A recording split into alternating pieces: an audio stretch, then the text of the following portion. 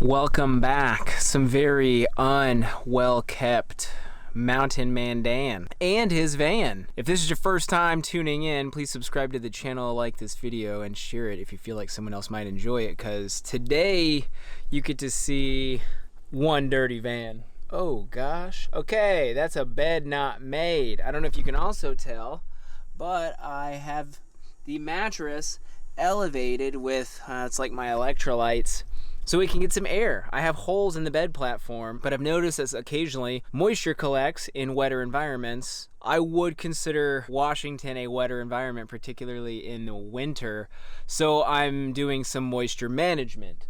I normally will elevate the bed during the winter just to keep that from happening, moisture collection under there, mildew, mold, anything like that. Keep in mind my bike's back there. All the stuff that I use to surf, boards, suits, booties, gloves, and then anything that's getting wet and in and around that, like from biking, like normally the shoes, pads, helmet, that stuff's under the bed, including the bike, because you wash it afterwards, so there's just moisture in here. And I'm learning how to deal with it. Today, at the hardware store, I found this. Dry Z Air. I'm gonna see how it works. You put pellets in this little grate.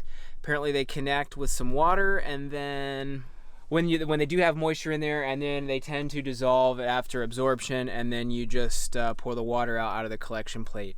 I've seen it, and I've seen it in many hardware stores now, and I've seen it up in Canada as well, so I figured I could probably find more pellets if I needed them. Next, my fridge is cleaned out. I just got back to the United States. I'm gonna dip down here. Those are my clothes drying, because that's my clothesline from my gym, and like they're just soaked. I sauna'd, so I got really sweaty in the boxers, and then let's see what else. Shirt from yesterday, shorts, boxers, shirt from today, the hat that I wear, it's been through heck.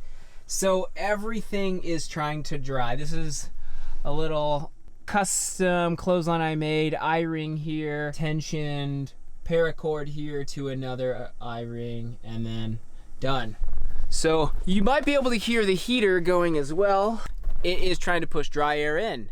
I have all the windows closed. Dry air's coming in. I have the fan in the back cracked, just so some moisture can escape. Oh, I just finished at the gym. Oh, that's a airy protein shake that I'm belching right now. And it was very moderately raining right now, and I hope it fades because I really want some of this stuff to dry, so I'm not going to have more moisture going in. Anyways, you might as well see what else life looks like. Supplements and things like that, cleaners. So there's some TP, my boots. Oh, towel. That's from the gym. Gotta hang that up. Yeah, things are pretty rough. So I also opened up the cabinets today, and I'm doing some work underneath. I'll document that. I'm gonna replace the plumbing stuff. That's stuff that just tends to collect, I think from water usage everywhere, tends to get dirty, and versus trying to find a pipe cleaner that'll go through the tubes like that, I just replace the piping every so often. So more to come. A nice soggy Pacific Northwest evening to you.